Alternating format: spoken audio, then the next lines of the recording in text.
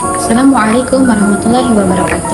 Pada teman-teman, pada video kali ini kita akan membahas tentang pembagian waris adat Minangkabau, salah satu sistem pewarisan yang paling unik di Indonesia.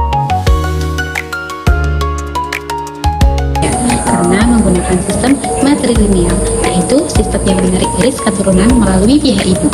Berbeda dengan kebanyakan daerah di Indonesia yang menganut sistem patrilineal, yaitu atau bilateral. Masyarakat Minangkabau meyakini bahwa perempuan memiliki peran penting dalam menjaga keberlangsungan harta dan keturunan suatu kaum. Oleh karena itu, sebagian besar harta yang diwariskan kepada garis keturunan perempuan. Dalam adat Minangkabau, harta warisan dibedakan menjadi dua jenis, yaitu harta pustaka tinggi dan harta pustaka rendah. Pertama, harta pustaka tinggi. Harta itu merupakan harta warisan turun-temurun dari nenek moyang yang memiliki secara bersama dan suatu kaum. Contohnya adalah tanah, sawah, rumah gadang, atau dan tidak boleh diperjualbelikan secara bebas karena memiliki nilai sejarah, budaya, dan identitas. Keluarga besar. Pembagian dan pustaka tinggi dilakukan berdasarkan garis keturunan ibu. Artinya hak kepemilikan beserta perempuan dalam kaum tersebut. Sedangkan laki-laki, khususnya mama atau paman dari pihak ibu, bertugas mengelola dan menjaga harta tersebut agar tetap bermanfaat bagi seluruh anggota keluarga. Dan sistem ini, harta adat tetap dipelihara dan tidak berpindah keluar kaum. Kedua, yaitu harta pustaka rendah. Harta ini merupakan harta yang diperoleh seorang melalui hasil usaha sendiri, seperti gaji keuntungan usaha, rumah yang dibeli sendiri, dan kendaraan atau tabungan. Berbeda dengan harta pustaka tinggi, umumnya mengikuti hukum Islam atau hukum waris nasional, tergantung kesepakatan keluarga. Dalam perspektif Islam, pembagian harta warisan dilakukan berdasarkan ketentuan yang telah dijelaskan oleh Al-Quran, khususnya dalam surah An-Nisa. Ahli waris seperti anak, suami, istri, orang tua, dan kerabat memperoleh bagian sesuai aturan syariat.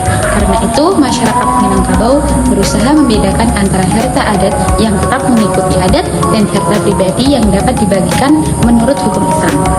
Hal ini melahirkan sebuah prinsip yang sangat terkenal di Minangkabau, yaitu adat Basandi, syarat-syarat Basandi. Prinsip ini menjadi pedoman agar adat dan agama dapat berjalan berdampingan tanpa saling bertentangan. Walaupun demikian, dalam praktiknya tidak jarang muncul perbedaan pendapat mengenai pembagian warisan. Misalnya, ketika ahli waris laki-laki menginginkan pembagian yang sama seperti hukum Islam terhadap harta yang sebenarnya termasuk pustaka tinggi.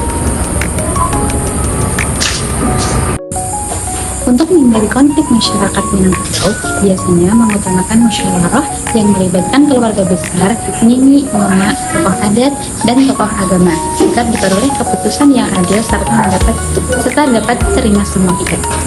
Sistem waris adat Minangkabau menunjukkan bahwa hukum adat di Indonesia sangat dipengaruhi oleh ahli budaya masyarakat setempat. Di satu sisi, sistem ini bertujuan menjaga keberlangsungan harta warisan keluarga besar agar tidak hilang atau berpindah ke pihak luar. Di sisi lain, masyarakat Minangkabau juga berupaya menyesuaikan pelaksanaan waris dengan ajaran Islam, terutama untuk harta yang diperoleh dari hasil usaha pribadi.